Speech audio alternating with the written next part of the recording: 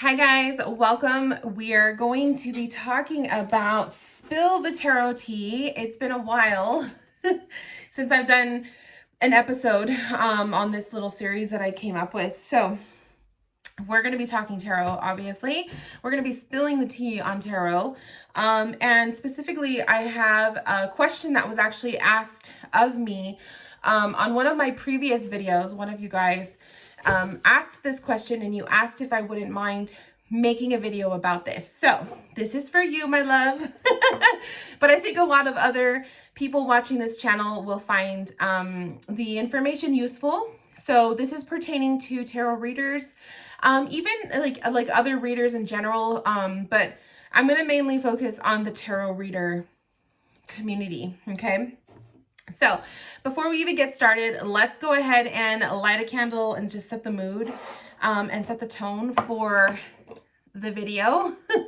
So I'm going to be lighting one of my own candles, one of my botanicals. It smells so good. So my beautiful lavender. So just setting the intention for a beautiful space of positivity, love, light, and messages that come through and from me to you guys, for every reader that needs to hear this, may it be received respectfully. So beautiful.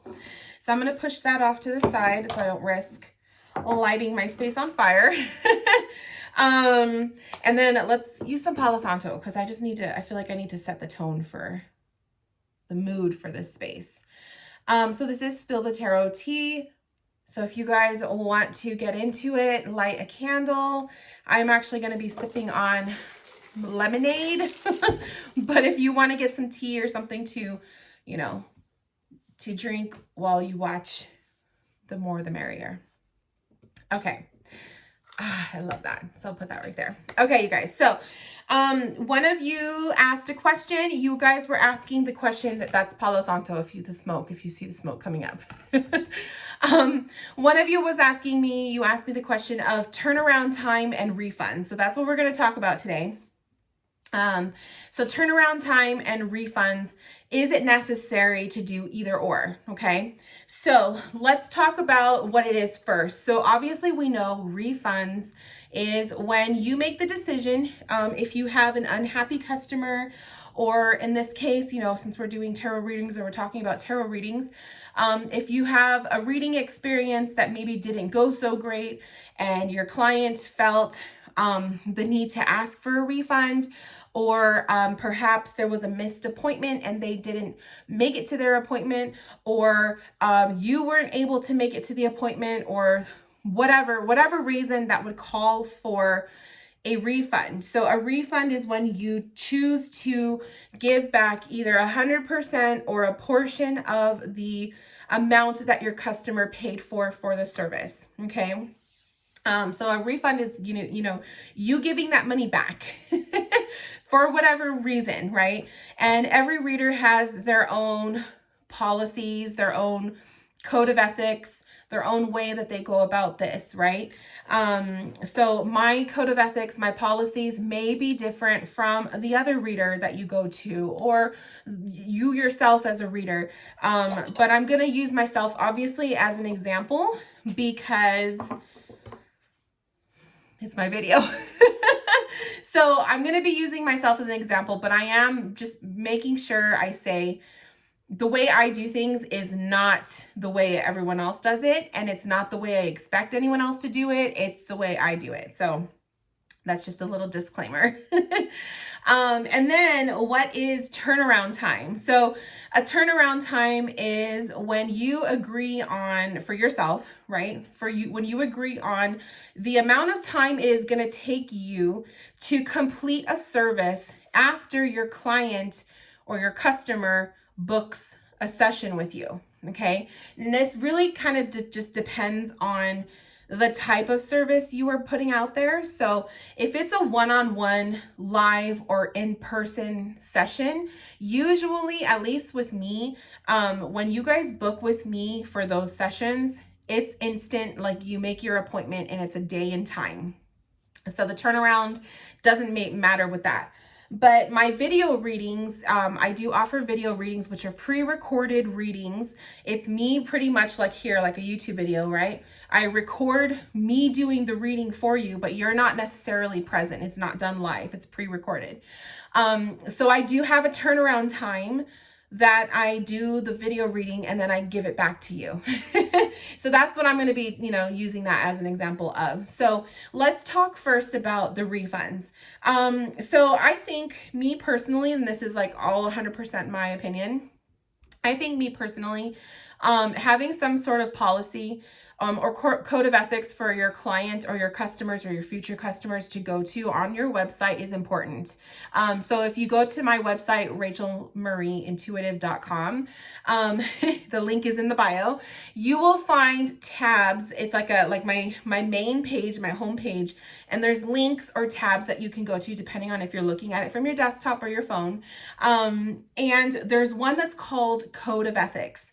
So if you guys have ever worked with me, I don't know if you've ever looked at the website or whatnot, I invite you guys to do so.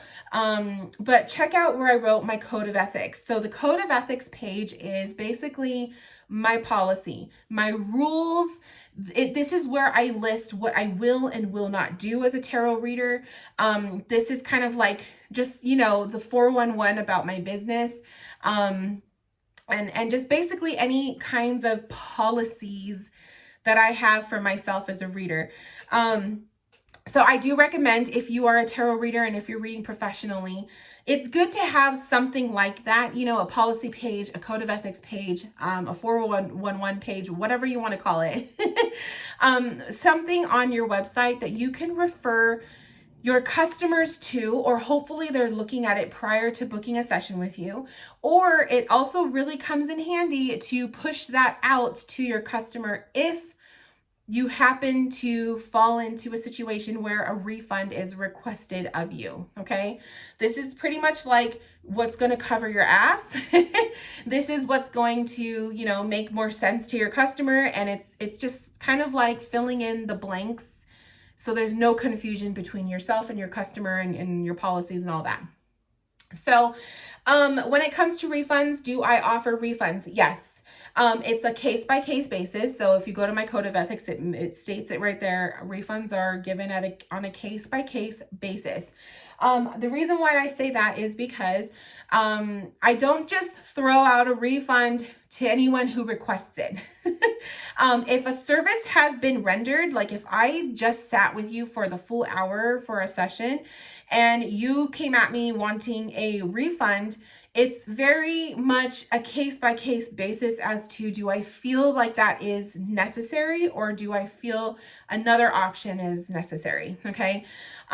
So to me, it's if I'm not connecting with someone, whether it's the energy's just off between us, if I feel like it's just not, like I'm not the right reader for this person, which it has happened in the past, then I usually try to cut the reading off within 10 minutes. Usually the first 5 to 10 minutes as a tarot reader or as an intuitive or whatnot, you're going to know if you are vibing with someone, okay? So usually within that first 10-minute frame, I am already gauging with my energy. Do I feel like I'm the right fit for this person? So then you got to make the decision. Do I continue with this session even if I still feel this way, or do I call it quits, offer a refund, and just let that be the end of it? So it's up to you guys as readers. It's up to you to make that decision. It's up to you to make that call. So I have had the experience in the past where I knew within the first 10 minutes that I was not going to be a right fit for this person, based off of the kinds of questions they were asking of me. It was one of those situations where within 10 minutes, I told them, I'm really sorry. I'm not sure if you saw my code of ethics page, but I don't do readings concerning blah, blah, blah, blah, blah. So I made sure I was very clear about that with them within that 10-minute time frame, which is why it's also important if you're doing readings live or one-on-one with someone, ask them what their questions are ahead of time, because if they're telling you, they're listing out, their questions or their concerns or what it is that they want in their reading, you're going to kind of know what you're in for. So I learned from my own personal experience to always ask that at the very beginning, because I want to know, like, I don't want to know details of what it is you want to know about, because obviously that's part of the reading. But I do want to know if you are like, what type of a reading are you looking for, you know? So in this particular situation with this client, after I voiced to them, and this is all within 10 minutes, the first 10 minutes, I voiced to them, I don't know if you saw my code of ethics page, but I don't do readings on blah, blah, blah, blah, blah. What we could do here is we could turn this reading around to another topic. We could reword some of these questions that you're asking, but I'm not going to be able to fulfill blah, blah, blah, blah, blah. So I made sure I was completely transparent with that person, and I let them know, hey, this is not really the way that I do my readings. I'm not going to be able to provide that sort of service. It doesn't mean that another reader won't, it's just me personally.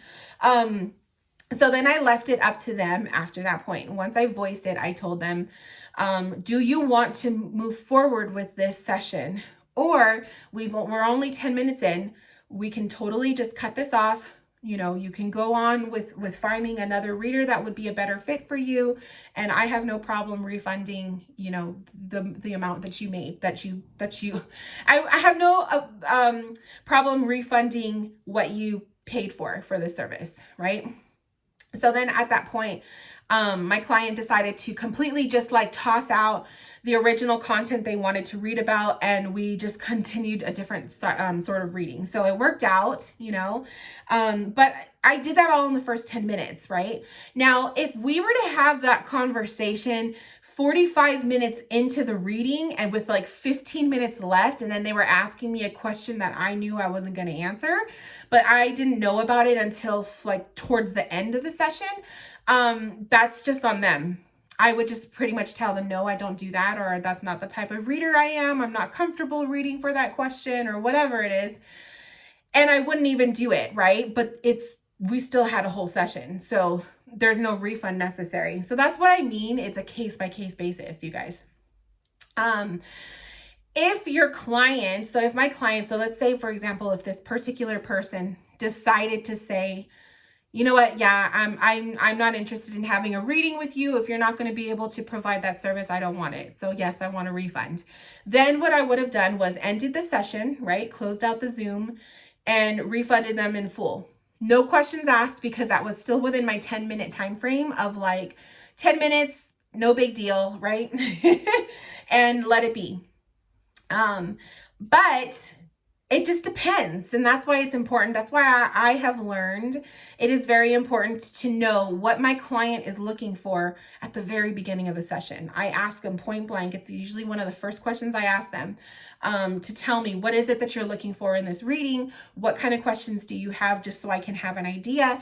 And really, I'm also asking that too, not just to get myself organized, but to just give myself an idea. Hey, is this going to be a service that I'm going to be able to provide or not? So there's that situation. Then there's also the other situation where I had this one too, where, my client, what was it? Oh, my client they missed their appointment. So they forgot, right? And what I ended up doing was I sent them an email. So when I wait 10 minutes in my Zoom meetings, and if you're a no-show after 10 minutes, I cut it off. I end it, and that's the end of the session. So I always give about 10 minutes to wait, because I understand life happens, right? But beyond 10 minutes, I don't wait that long. So then after the session, if I have other stuff that's going on, I'll wait to send the email. But usually I send the email pretty close to right after the session ended. And I send you an email and I say, hey, I'm sorry that you missed the session. I offer one chance of rescheduling. So I offer them the ability to reschedule their session at another time. And then if they miss, and I mentioned this in the email, if you miss the second chance for a session, you forfeit that session 100%. So there's no refund. So I do give them a second chance to reschedule and then, have the session. But if you miss that second one, I'm not giving you any more. There's no third chances and there's no refunds. So it's like you forfeit that money. And if you want to have a session with me later, you have to rebook and repay. So that's another rule that I have. Another rule that I have, like regarding refunds, another situation that I can think of that I've recently done, was regarding a video reading. So I had a client who booked a video reading, and this was more so my fault, not the client's. But they booked a video reading with me when I was still on vacation. I know I should have clearly stated, like on the video, I guess I should have done it on each video reading, stating, hey, I'm on vacation, I come back this date. Because I didn't do that, that's why I decided to offer this person a refund, because it was more so my mistake. But what happened was they booked the video reading when I was on vacation, and I still had days off, and I wasn't going to be doing the video reading. Now on my website, I have a 10 business day turnaround, right? So I have a 10-day turnaround to give videos back. And because I was on vacation, it already exceeded, it was like close to a week. It was almost like 7 days. And then I came back from vacation, and obviously I had one-on-one bookings, so I wasn't doing the video readings right away. So this person wasn't quite yet at the 10-day mark, if I can remember correctly, but it was pretty close.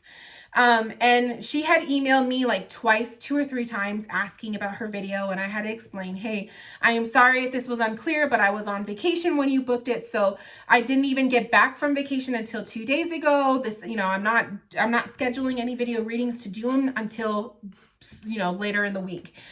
So technically, and from my perspective, I wasn't late, but because I wasn't clear about being on vacation when she booked it, from her perspective, I was late, So that's when I said, you know what, I don't feel right about this, because she kept emailing me, and it was like, she's not listening to what I was saying. And I felt like I just didn't feel like the connection was right. So I ended up offering her, hey, I'll give you a full refund for the video if you're okay with that. Otherwise, I don't plan on filming this until later in the weekend. So it's up to her. I pretty much left it up to her, but she ended up taking the refund. So I gave her the full refund, and that was it. And it was pretty no big deal. So there's cases like that, you guys, where you kind of have to gauge, is the refund necessary or is it not necessary? And everyone is going to be different. Some people don't offer refunds at all. That's up to you. That's fine. Some people do like 50% refund. Some people do 20%. Like, it just depends. I haven't encountered a situation yet where I felt like giving only a portion back. I think only like those situations, I would give a portion of a refund back if I already fulfilled the service. But luckily I haven't encountered anything like that. But I guess, if it happens, we shall see what happens. So, so that's pretty much my whole little thing about refunds. So I would say, be clear with your services, be clear with your policy and what you would require or what you would do and wouldn't do, and follow that, right? So let's talk about turnaround dates. So turnaround dates, like I said, I have personally a 10-day turnaround for my video readings. Do I always hit the 10-day mark with the video readings? Yes. For the most part, I get my video readings turned out within the 10 days. But there are times where I am so booked with my one-on-one sessions, and those come first. Like, those are like, they set the appointment, there's a date and time. I can't work around that. Like, there's a date and time, we're having a session, right? The video readings, it's a little bit more fluid. So I have had times where I was late on sending out the video, and it's because I'm just so booked, like with my live readings and stuff. So if I know I'm creeping on like just being late, or if I am already late and I always send emails, or I try my best to. I shouldn't say always, because I'm sure there's times where I didn't. But I try my best to send an email out to the client and say, hey, I really apologize for the delay. Thank you for being so patient.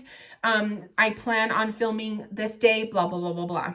So my video readings, when I film them, are usually on either my days off or they're on the days that I don't have bookings, like one-on-one sessions, or sometimes I literally have to block off a day so I can film because I get so many bookings for the live session. So it just depends.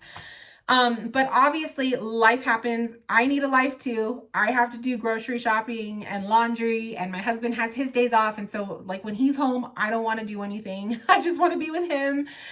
So it's hard. And so the video reading turnaround date, the 10 days for the most part works for me, but sometimes I feel like I need to up it to like 2 weeks because I have been busy. So it just depends.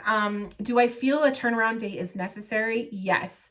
I feel like it's mostly necessary because your client, the customer, they want to know when they're going to get their reading. They want to know. Some people are aware that the turnaround date is so long, and then they don't ask it. They don't question it. They're patient. They wait, or they've booked so many times with you that they know that, they know they're not going to get an instant video right back to them within a day or two. So you'll have your clients that know how you work, and then you have people like the one I just mentioned where they're like emailing you every other day. And that can be a little bit frustrating because how many times do you have to tell someone, no, not yet, or no, like it's when I have to explain my schedule and my life to someone, to a customer, it's a turn off for me. Like, I'm going to say it, and I'm sorry if this offends anyone or if it offends my clients, if you guys are watching this. But if I have to explain why I haven't done something and it's within my 10 days still, I shouldn't have to explain it. So I understand people emailing me and wanting to know when they're going to get their video if it's been beyond 10 days. But if it's still in that 10-day mark, or if you're emailing me like the second day, and I'm still nice. I still respond to emails, but there are times where when people will message me or ask me, I just want to ignore it because it's like, if you read my information on my booking page, you would see it says 10-day turnaround, and you should know that, right? But not everybody reads everything. So that's the other thing is that you can have this all beautifully written out on your website, and chances are not everyone's going to read it. People just don't read everything. And that's just frustrating. It's very frustrating, but that's the reality of it. So it is kind of a little frustrating. It's kind of like you're holding someone's hand sometimes. But for the most part, most people, they're not like most people are not going to book a video with you and expect it the next day. Like, most people are going to realize it takes time, but not everybody. So the better that you are clearer on your website, so that if you do get those insistent emails, you have like a link that you could direct them to where it gives them answers to their questions. It helps a lot, but it doesn't always help. Like, I'll just be honest, not everybody reads everything. So anyways, having a turnaround time also is important because it gives you time to sort out your day or your week, your schedule. If you're busy, like if you get a lot of bookings, like I've been getting them, I'm very blessed and thankful, but it gets busy sometimes, right? So if you get a lot of bookings and you're really busy, absolutely have a turnaround day or a turnaround time, because it's going to take pressure off of you to feel like you have to deliver. Okay. Now, how long should your turnaround time be? It depends on you as a reader. It depends on how much free time do you have? How busy are you? What is your life, your day-to-day life? Do you have another job? Do you have a second job? Is this your full-time job, right? It's different. Some readers who just do readings full-time, like me, we have a little bit more room than people who are juggling another full-time job or a part-time job. So I get it, because I used to do that. So my opinion or my advice is, if you are juggling a second job, give yourself a longer turnaround time, because it's going to stress you out less. Okay.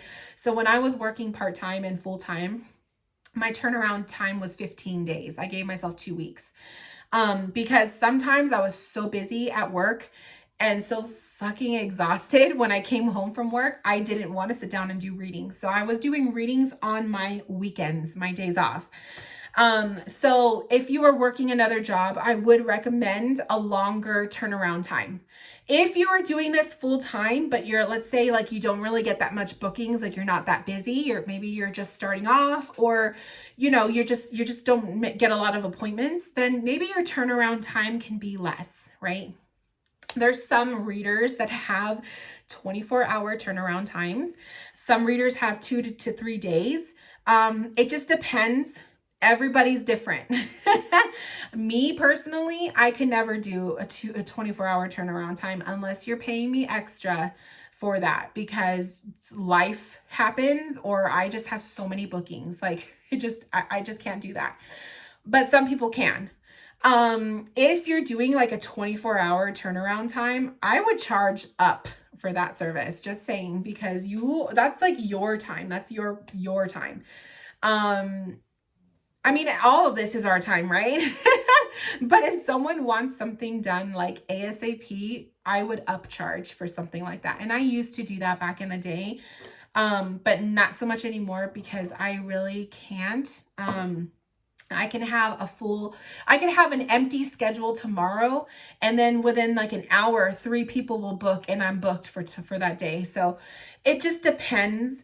The way my schedules work on my day-to-days is I only allow 3 bookings per day. I don't do more than 3 readings a day, because I will be burned out. My readings, usually the ones that people book are the 45 minutes. So that's 3 hours worth of back-to-back readings for people. So I only allow 3. I don't do more than 3 a day. So 3 is like, if I get 3 a day, sometimes I have 3 every single day. I don't have time to do other stuff. Maybe I can if I want to squeeze it in, but who wants to do that when you've been reading all afternoon, right? My mornings are dedicated to my husband. That's me and him time. And then when he goes off to work from like 1 o'clock to 4 o'clock, I'm doing readings. And then after that, 5 o'clock is like the last time I'm done. It's dinner time, it's me time, it's TV time, it's whatever I want to do. So I have no energy to do a video reading later. So I'm very picky and choosy about how I use my day. And you guys will learn that too along the way as you advance in your path. But yeah, a turnaround time is very important, at least in my opinion it is, because it's more so, it actually is kind of 50-50. It's for the client, the customer, because they kind of have an idea of how long they're going to wait for your service. And then it's good for you too, because you kind of know how much time you have and you can schedule it. So if you're like me, I will schedule, okay, this is my video reading day. I'm going to get these done or whatever. So you have to kind of gauge it like that, right?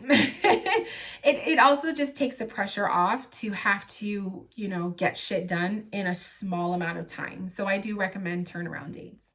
But as far as as far as how long your turnaround time should be, 24 hours if you want, cool. 2 weeks, cool. I think what is fair for readers, and this is my opinion, I think what is fair is like 10 days is good. 2 weeks is good, but I think anything more than 2 weeks is a little bit too long. That's just my opinion. I feel like you should be able to schedule in those extra sessions in your calendar. More than 2 weeks for a turnaround time to me is a bit much. So like I said, that's my opinion. Not everybody will agree with that, and that's okay. But 10 days to me is a sweet spot. I feel like that's a good time. Anything less than 10 days, yes, it's possible, but I don't want to put that up there for people to think that they're going to get their reading in 2 days. If it's like, sometimes I do. Like sometimes I'm busting out that video within the next day. But that's because my schedule is wide open, Other times I'm pushing it to the 10 days or even beyond. So it just depends. But obviously it's all up to you. It's your business. So you do it the way you feel called to do it, just because I do mine one way doesn't mean you have to do it that way either. But yeah, so I hope that this answered your question, my love. I really appreciate you asking me to do a video on that because it gives me something to talk about. It gives me some content to put on the channel that I haven't put. And I don't know, it was a really good question. So I hope you enjoyed. And if you guys have any other questions, or if you have any other topics you would like to see me discuss, leave them in the comments. I read every single comment and may not reply to everything right away, but I do read them. But if you have any other topics that you would like to see me talk about or answer, I would love to do that for you. So just let me know. And other than that, happy tarot reading, and I will talk to you guys later. Bye, guys.